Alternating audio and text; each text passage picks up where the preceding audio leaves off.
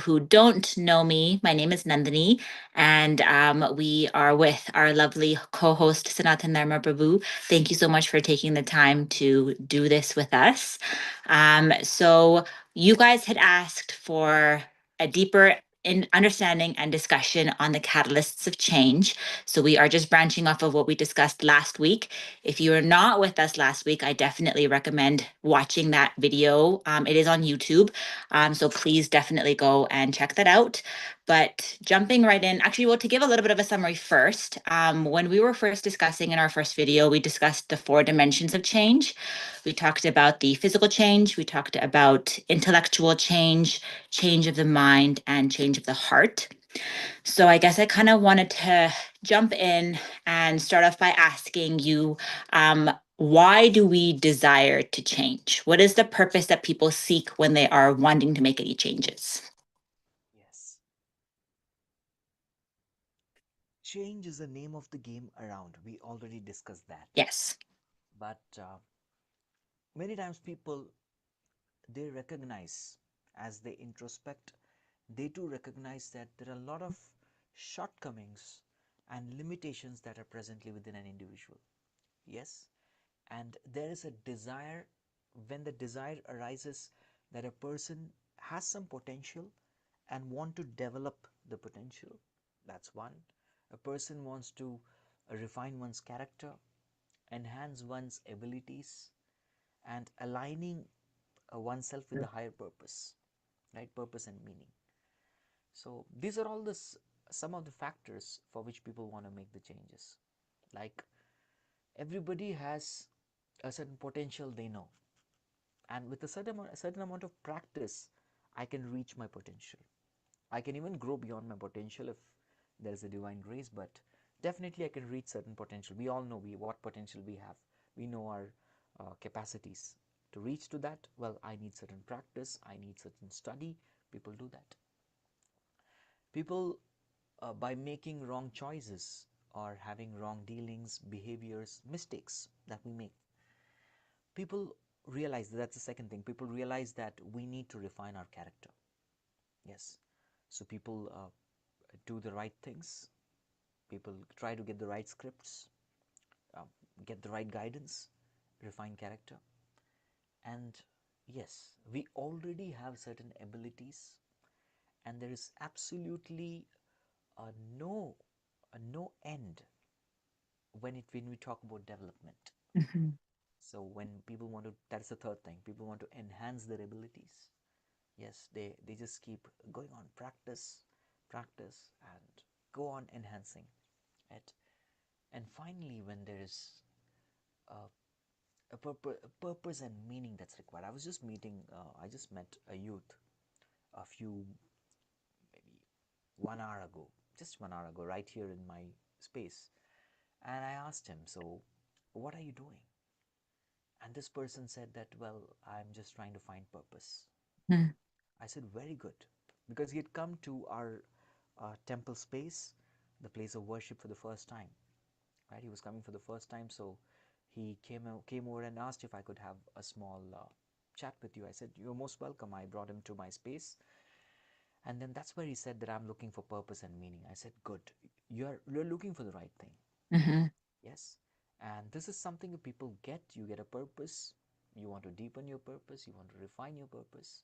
Yes, that's again a change that people want to make. Yes. Okay. So ultimately, people are generally looking for their purpose. That's kind of why they're seeking to want to change. I think something that you had said is that there's no stop in development, but then because the process of developing is always a continuous process, how can we determine whether the change that we're trying to make is actually happening? How can we determine when actual change happens? I remember something from statement of Paganini. Now, Paganini is one of the classic violinists of his times. He did, he was there probably before, during the World War time, right, about a century ago. So he was one of the finest violinist players. So somebody went up to him and asked him, what exactly is the value of practice, right? The value of practice.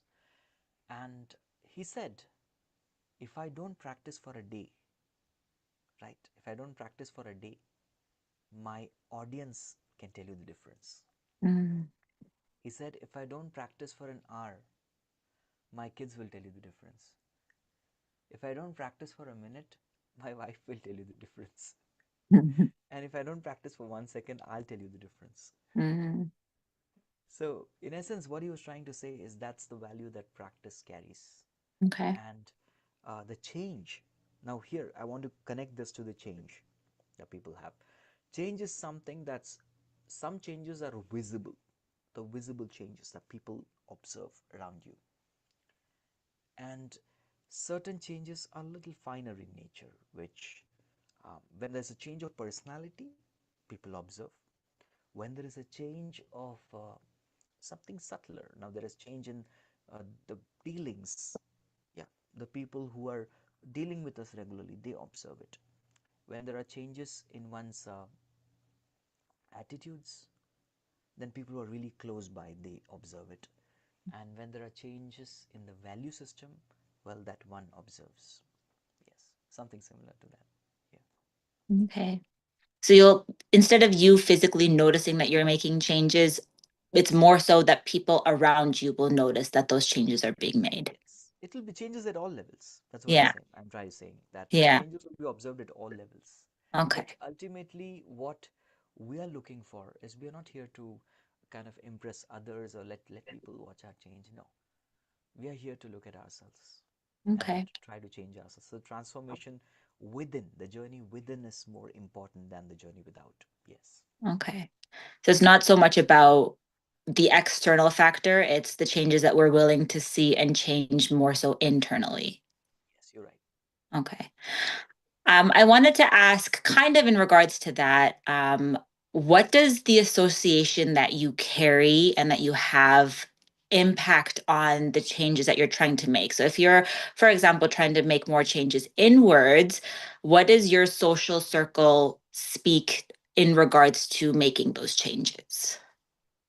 Very much. That's the key essential factor. Now, last time we discussed a lot about changes, and then we wanted the catalyst element, Mm-hmm. right? What is that catalyst element that is going to augment the change? It's going to be the catalyst for change.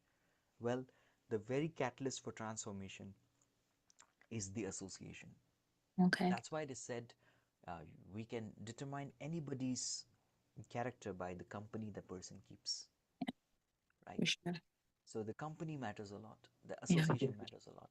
In fact, the association are the ones that sow the seed for transformation, right? And we are all profoundly shaped by the environment that we inhabit. Yes, it is many things. The environment that we have, yes, that leads to a change. Just many times in the monastery and many spaces, the first thing the people do after they wake up is, first, I've seen this with my spiritual teachers. Go, the first thing that you do is, okay, give up sleep, go and get a shower, get freshened up, and they have a ritual. Many places of worship, monks, as especially the senior monks, have this. They kind of clean their space. Yeah, they clean their space. Okay. Yeah, the place they live in, clean it, because the place that you live in determines what kind of a mindset, what kind of consciousness that you're carrying. It matters a lot. Okay. So just by looking at the place around, you can see that what's going on. Because a person having a very clear mindset will not like to stay in a cluttered environment. The first thing the person will do is invest some amount of time, clean it up. Yes, that matters. The environment. Okay.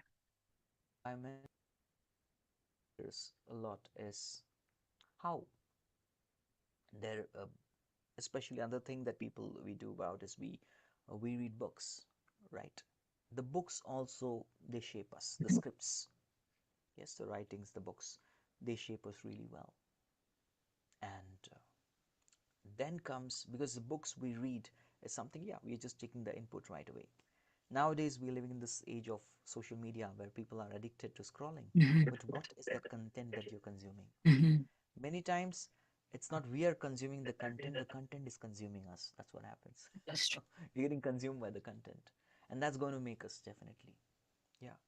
But among all these factors that leave an impression in our consciousness, yes, they all do change.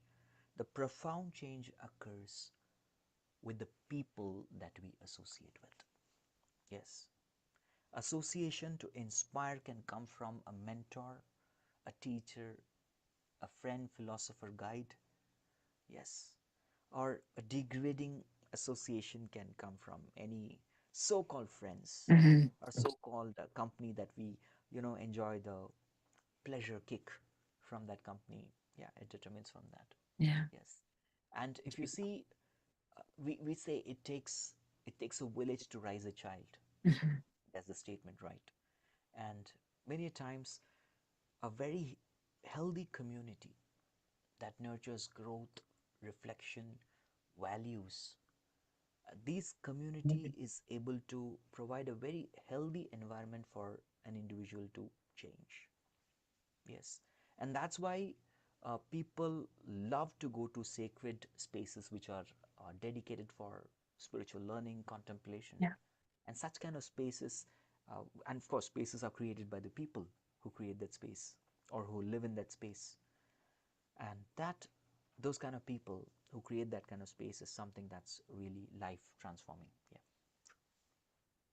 So I wanted to ask, in regards to considering you're saying that association is most likely the biggest catalyst to change. If for someone that is involved in a social circle or a group of people that might not be 100% in the direction that you're wanting to now take your life or take your path, how does somebody go about changing their association? Because sometimes that path can become a little bit lonely, especially if you're finding that that social circle is not really benefiting you anymore. But you're trying to still seek out the newer set of people that you're wanting to associate with, but you haven't built that bond yet. How would somebody, I guess you could say, either stay strong or stay committed or devoted within trying to make that transition over to the newer set of people that will be more beneficial for the path that they're looking to be on? Yeah. Well, to be very honest, it is very important because when does an individual change really? When does the Mhm. change really occur? It's very important to discuss this before we go on to changing our association. Mhm. First of all, one has to recognize the necessity. Okay. So, unless one is thoroughly convinced of a reason of why a change is needed, transformation rarely begins. That person is not going to transform. Yeah, So, that's the true. necessity has to be understood, the purpose. And second is it is very important for a person. Now, I've realized the need to change, Mhm. right? Now, if I have to change, I need to commit to a process. Yes. And one has to understand each process will require practice, a discipline, and of course, a lot of patience. Yeah. And then comes if I'm willing to do this practice, I'm willing to be disciplined, I'm willing to be patient, but most importantly, unless and until I'm willing to adopt a new identity. Yes, that is the most powerful transformation. That's where it occurs when we are willing to adopt that identity. We change our identity. We identify with what we want to be Mhm. and we live like that. And in order for that to happen, right, in order for the behavior to be natural, it's very essential that we make this change. So, to the degree a person is serious about making that change, to that degree, it will be easier for that person to make that shift. And of Mhm. course, there will be a path where, okay, now you left this company, I'm not able to bond with this company, and now I'm strangled in between, right? And Mhm. this is the place where many times we have to, it's very important, we need to help ourselves. We need to help ourselves. That's where it's very important that we take guidance and help of other factors. Association in terms of the people, the guide, the coaches, yes, that's tremendously uplifting. But at the same time, it's very important that we take shelter of the other factors, such as taking in the right scripts to the books, accessing the right spaces, consuming the right content, Yeah. yes, the right music, everything, the right ones. We need to do that. Okay. So basically, as we're transitioning into the path of finding change or finding our groove within the change, even if sometimes it's a little bit lonely, that's okay, as long as we know our intention behind what the purpose is of why we're trying to change, then that ultimately is the key factor. And then what is meant to come and happen will automatically come because you yourself, the drive within yourself is enough for the reason of change. That's the main factor, because that's, unless you have a, you need to sow a seed, right? The Yeah. seed Yeah. right there is the desire, Yeah. and then you water it with your practice, discipline. But then what's important is the right ambience. Yeah. Unless you have the right fertility in the soil, yes, you have the right warmth, you have the right moisture, these all factors matter a lot. That's what we get from the association. Hmm. So that makes the change and the growth very natural. Okay. I wanted to also ask in regards to making the change. Obviously, when people are trying to change, I know for myself particularly as well, is that as I'm trying to make the transition to become more disciplined and want to change, sometimes it's easy to revert back to maybe your older self or to the part of you that hasn't completely changed. So, what would you have to say to somebody who might be wanting to make the process to change but isn't 100% perfect all the time? I know some people out there that are like the kind of mentality that thinks like, okay, I failed today, so the whole day is going to be messed up. Or I didn't wake up on time this morning, so I'm just going to throw everything into the garbage. But obviously change has to come in moderation. So what kind of guidance would you give to somebody who is struggling to accept that change is difficult and they might sometimes revert back, but still to continue going, essentially? Yes, because it's very discouraging if we have a bad beginning. We Yeah. don't begin nicely. Yeah, right at the start of the day. Because many of the people who are quite successful in their life, the secret that they give is, from the time you wake up, if you win the first hour of your day, you conquered your day, Hmm. right? This is a success sutra that many of them do say. Of course, if you do not win the first 1 hour of the day, doesn't mean you've lost the whole day. But winning that first 1 hour is something that puts you in the right mindset to go ahead throughout the Hmm. whole day.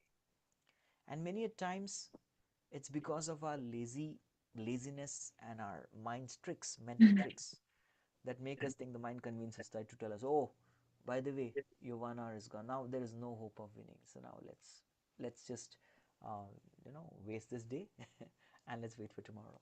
Yeah, That's merely an excuse. As that's people true. love excuses. Yeah. Somehow we like it.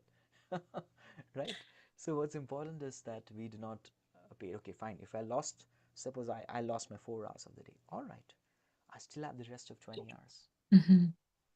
Yes, the majority of the day is still there. And even if somebody has lost his 23 hours, well, there is still 1 hour left.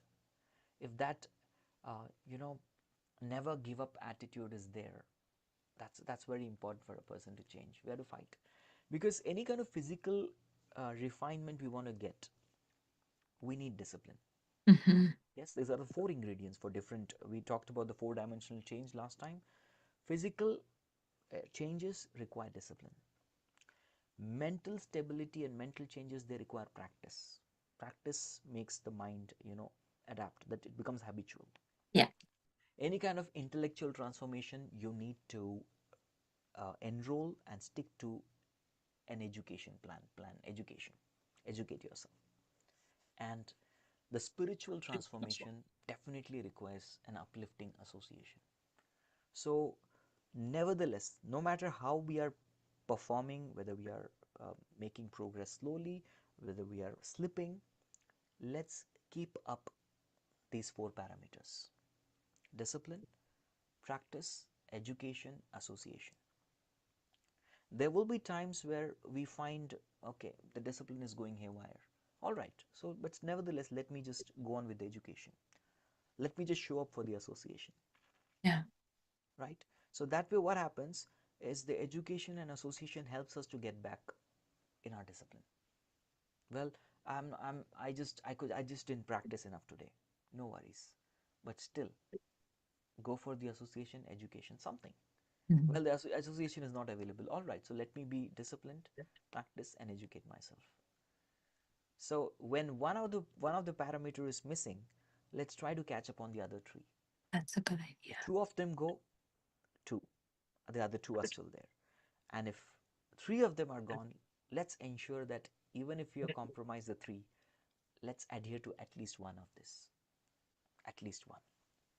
That way we will be we're not giving up and we're not losing the streak of success. Mhm. Yeah. Okay. I like that. I know discipline is obviously very, very important, especially when it comes to wanting to make any changes in your life. You need to be disciplined to do that. I think that like our Thursday sessions, for example, would be a good uplifting association time for people if they feel like throughout the week that they're slipping. I feel like this is also a good group of people, group of environment that people can always come to and lean on when they feel like they might be slacking in needing the motivation or discipline to keep going in whatever changes that they might be making. I wanted to actually now take the time. I feel like we always go a little bit over time. So I wanted to give extra time to people in our group. I wanted to open up the floor now and ask if anybody had any questions that they would like to be asking Sanatana Dharma Prabhu in regards to any changes that they might be going in their life. This is a safe environment. I just wanted to let everybody know. So whatever questions you have, please feel free to ask.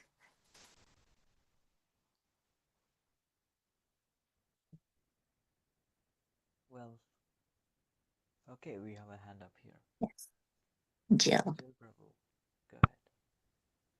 Hey Krishna bro, thank you for agreeing to do the second part so that we can get 1 more hour of your wisdom. Um, so Prabhu, like my question is related to one of the things that you mentioned is having a process. When we are making a change, we need a process to make that change happen.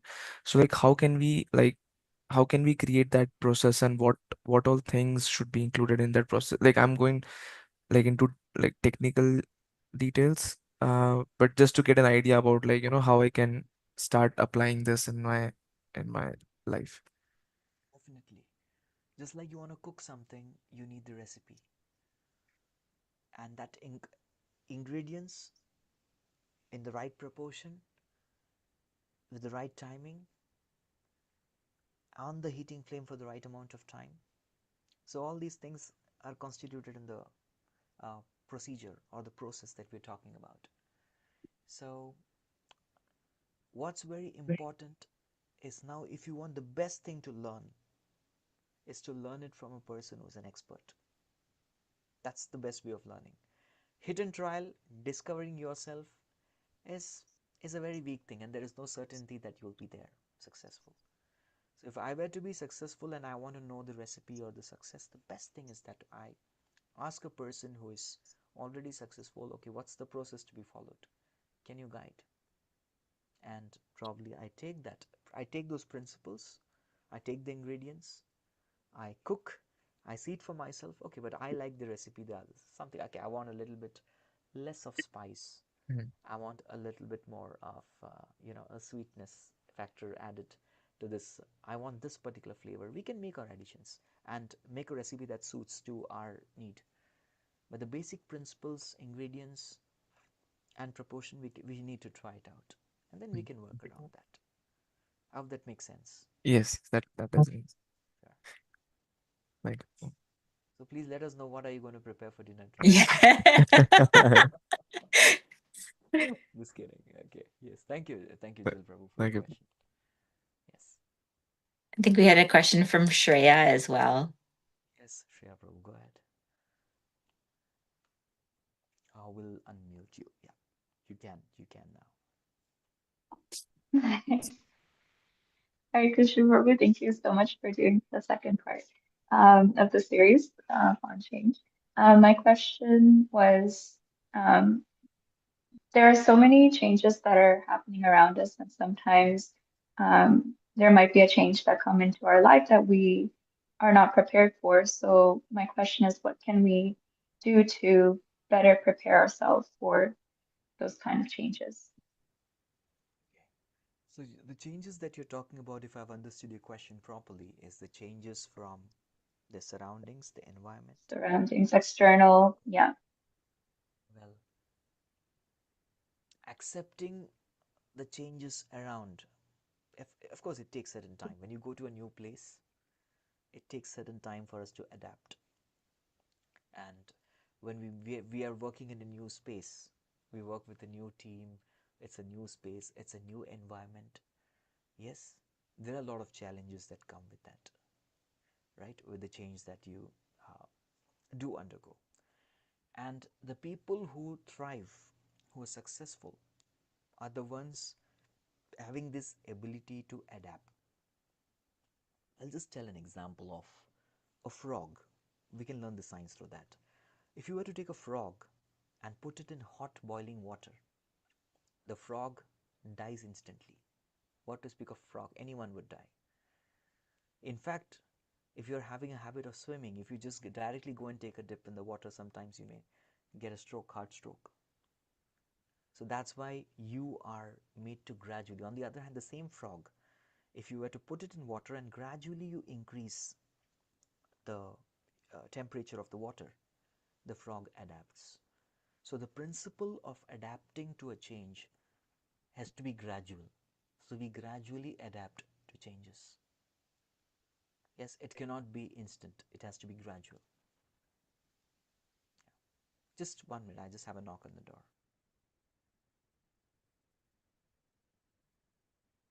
It's a very good question. It's difficult, I feel like, sometimes to it's like it's an interesting feeling to want to change inside, but then external environments will always have an impact.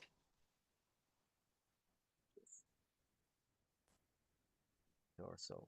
I was just, yeah. So, but what do you say, Shreya? You want to say something? So now there are certain changes that we have to learn how to make. Acceptance has to be there. There has to be acceptance in the mind, but then we'll have to adapt slowly. So make it gradual. We don't do it abruptly. Anything abrupt is always going to give a jerk. Yes, so the mental acceptance and slowly, yeah, we can go slow. There's no problem. So, Mm-hmm. yes, because there's certain frequency that a new space has, and it takes time for us to tune into that, right? So we can Mm-hmm. make a move slowly, gradually. And even if you look at people who are experts in dealing with the expert managers, expert teachers, what they do is they allow their subordinates to adapt gradually. They don't just like that, burden them. But anyways, so even if that burden is there on us, we have to understand, well, I'll do it gradually. No abrupt changes. Thank you. Thank you, Prabhu. There was a question by Moini Murthy. It was very similar to the question that was just asked by Shreya, but she had said that sometimes it's very difficult to change, but we are forced to make some changes. So, how are we able to cope with the changes that are forced upon us and then be able to accept those changes? I guess it's quite similar. Yeah. And somehow life is like that many times. The changes that we want, nobody wants to change actually. There's a huge resistance that we have towards changing. And changes are usually forced. They're enforced upon us. They're thrown on us. That's how life is. That's why I said the first session that we were having it, change is the name of the game. Yes, change is the name of the game. And if we don't adapt, we don't progress. There was a company which was called as Kodak. Now this company was the company of cameras, right? So it was a top company in the 80s and the 90s till that time, but they failed to adapt to digital photography, and thus they today are nowhere in the market. Yes, even that's true in the field of business too, right? So changes will be forced upon us. That's how the world is. But again, I often say this, and I would like to say it again. The situations might change, but three things is very important. And now, when the situations around us change or we are forced, we get shelter from three principles. The first one is our own principles. The second is the people to guide us. And third is these situations are a test of patience. So principles, patience, and people.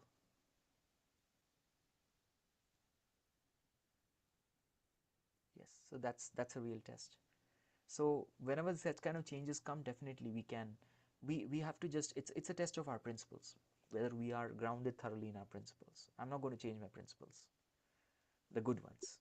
Yes, and if we have a substandard principle, okay, fine, this is time to change that. And when it comes to people, yes, we take guidance of those people. We count on those people who will help us. They mentally prepare us to adapt to the change. And finally, uh, yes, of course, we have to be patient, gradual, make it gradual. Is that okay? Yeah, gradually accept it. Do we have any other questions from the audience? Anybody else that has anything they'd like to share, even their own stories of change that has impacted their life for the better? Bola, yeah. Yes, go ahead.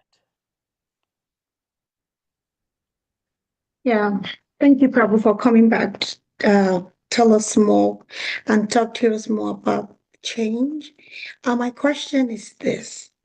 Um, what is your perspective of destiny and how much power does it have? How does it influence our capacity to change our circumstance, our perspective, our consciousness? Do you think that is destiny cast in stone? Or we have the ability, or there's a possibility to change your destiny by your perspective or your consciousness? Because it seems to me like it's like a case of what comes first, the chick or the egg, you know? Is it destiny that influences our capacity to change, or is it change that influences our destiny? I'm not sure if it's cast in stone and we cannot do anything about it, or or am I making sense though? You understand my question? Yes, or yeah. Because sometimes you see you struggle to change some aspect of our lives or the way we perceive things, but it's just like no matter what you do, you have no ability or able to change it. So I begin to wonder that is it like destiny is like a fence and we are free just within the circumference of the fence. That's how much we're able to change or influence anything. So, how free is our free will to be able to change our circumstance, our perception, our consciousness, or we can't even do anything about this? A very good question. Okay, I want you to be unmuted. Be unmuted. I'm going to ask you a question. Okay. Now, this is question for each and every one of you who is there in this call, but then Bola will be kind of representing all of you. I just did this today morning and I'm loving it to do it again.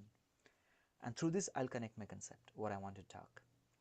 Suppose there is a pedestrian, a person walking, there's a person on a bicycle, there's a person on a motorbike, and there's a person in a car, sleek car, and they're going to have a race to the finish. Got my question? Who is likely to win? Oh, person in the car. Obvious, right? No, that may not be true. What if there is no fuel in the car, Hmm. fuel in the bike, and the bicycle's chain is taken off? Then who wins? The person who's walking. Second question. I'm putting fuel in the car, fuel on the bike, I'm repairing the chain of the bicycle, and now there's a race. Who wins?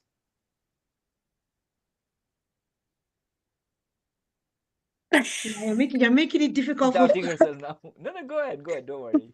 What if the driver cannot drive? What if the driver is. She's got the point. No, no, no.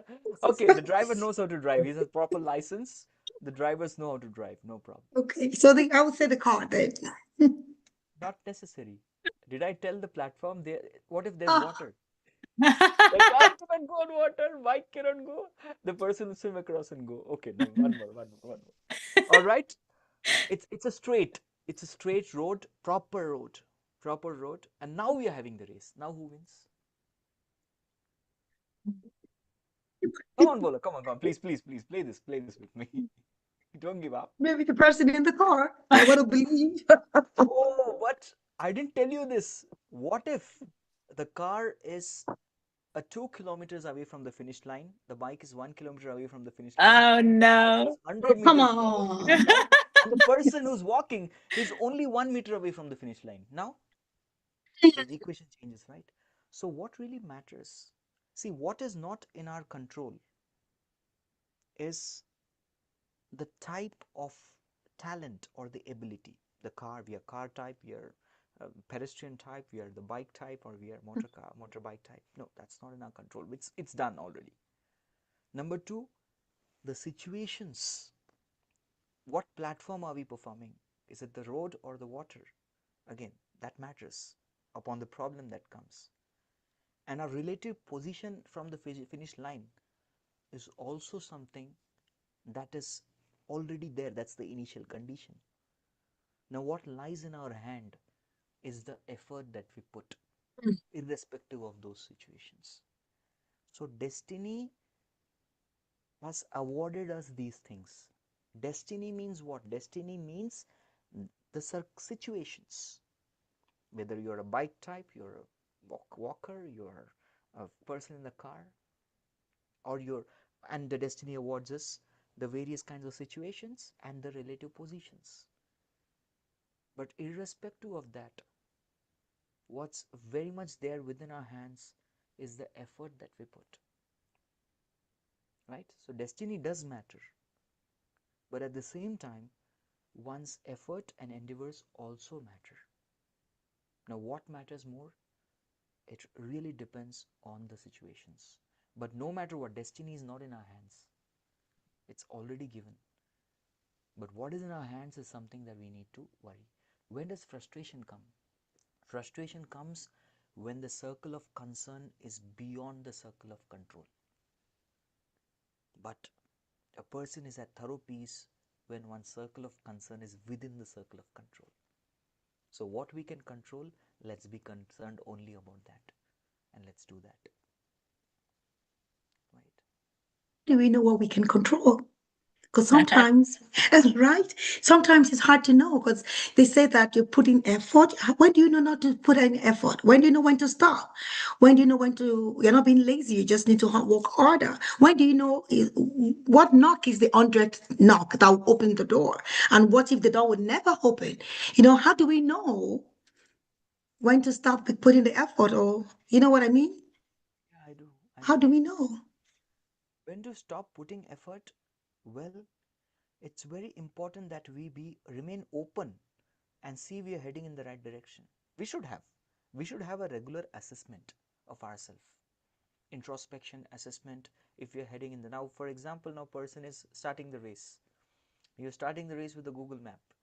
Your destination will arrive in 2 minutes, and after 2 minutes you see the person is saying that your destination will arrive in 4 minutes. What does that mean?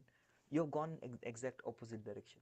So it's every time important that time to time we have a check, and when we have a check, we need to improve our or we need to refine a certain methods. We might have to change. And when do you know it's a time to change? Yes, when you see sufficiently, you have to observe that. That is the level of discretion that we need to have. Oh well, this is not working, I need to change.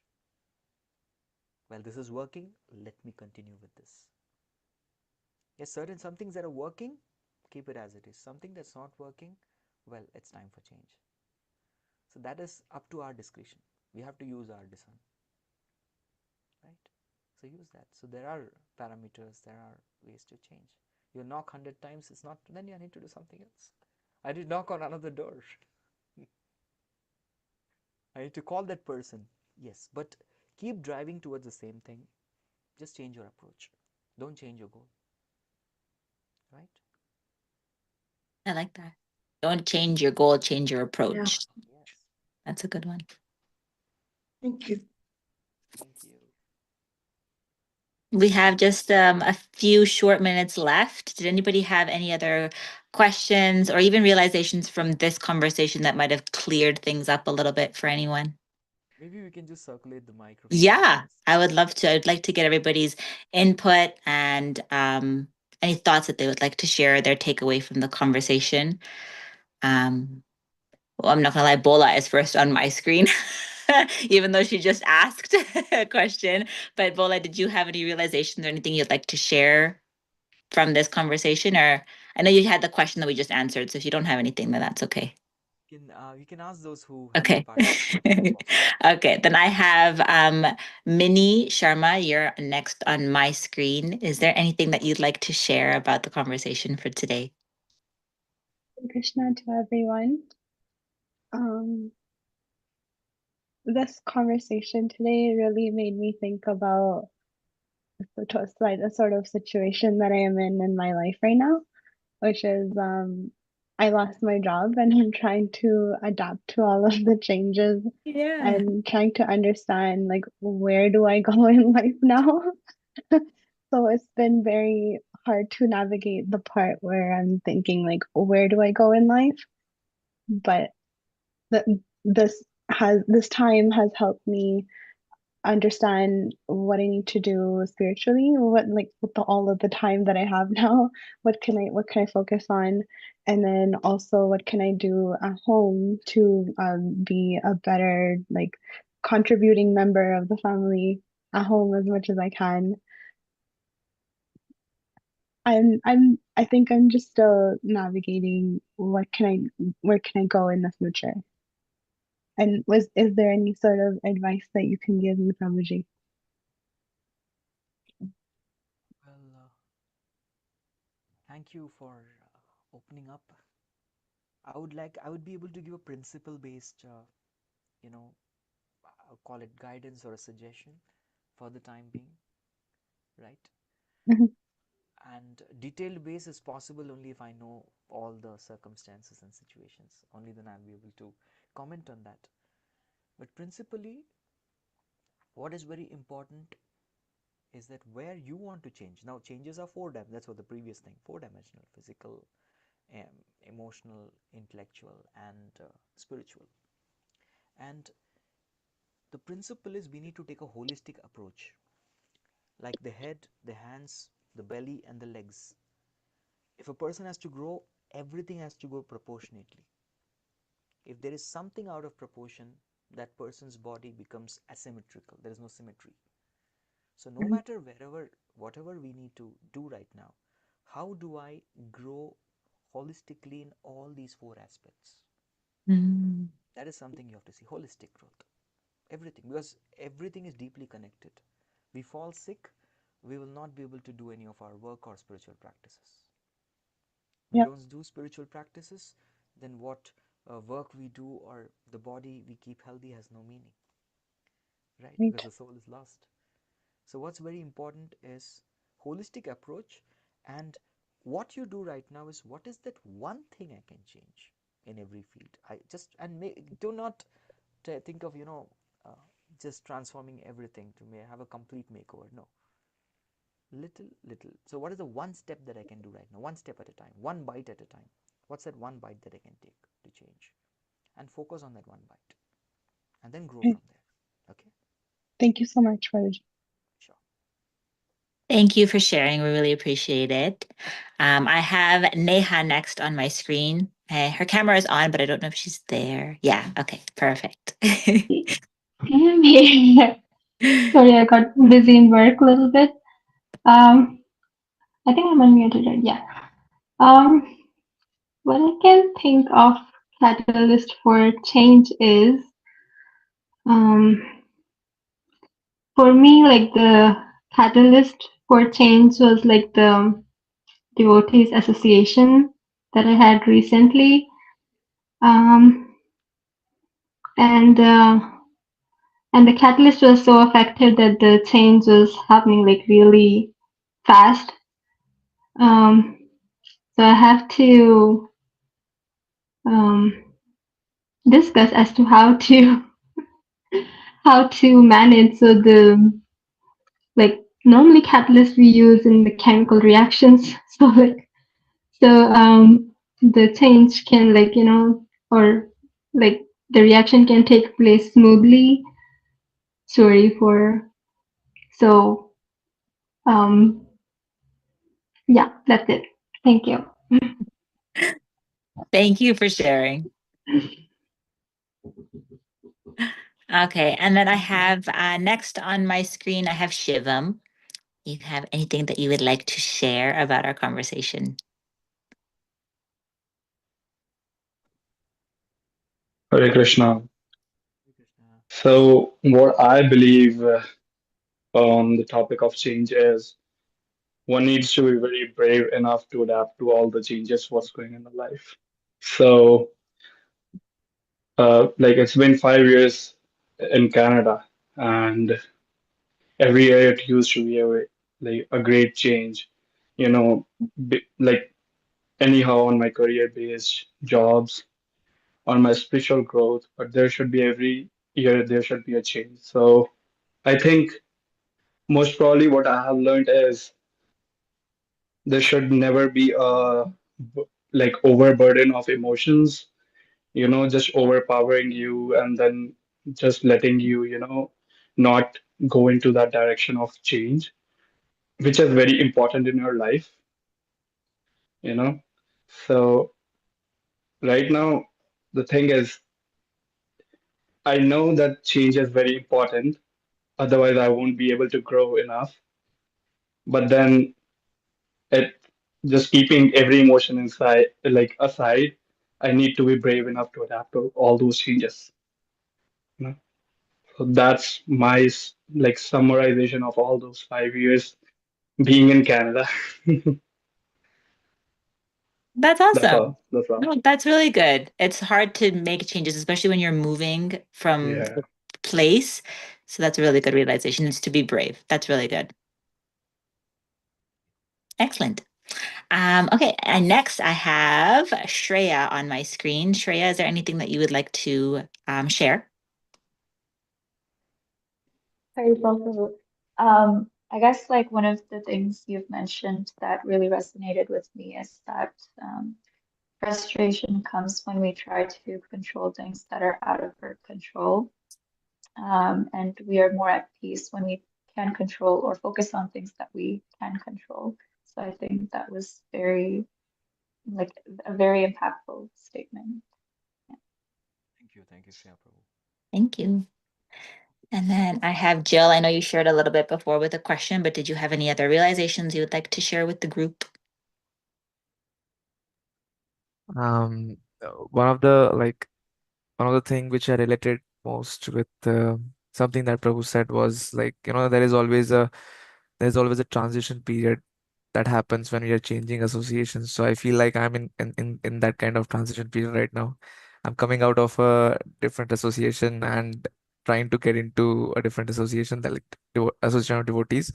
But then yes, I'm in that transition period. So I believe that this session was like needed the most for me. So thank you, Prabhu. Thank you, Jil Prabhu. So I'll go to some of the people that are off camera. I have Abhishek next on my screen. I'm not sure if you're there to speak or not, but it would be great to hear from you.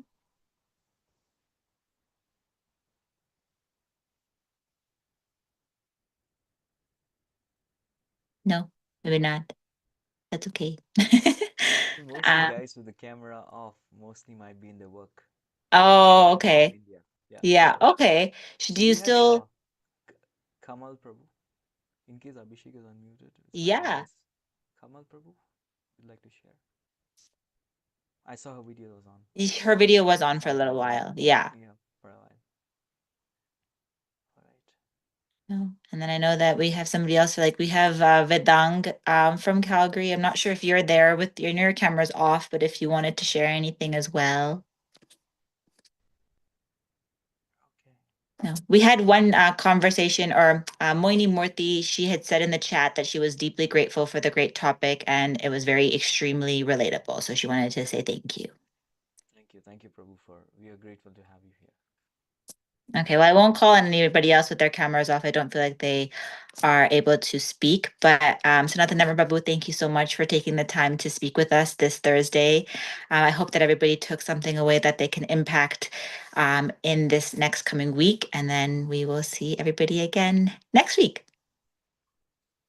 Perfect. Thank you all for joining. Have a good Thank you. rest of your Thank you week. so much.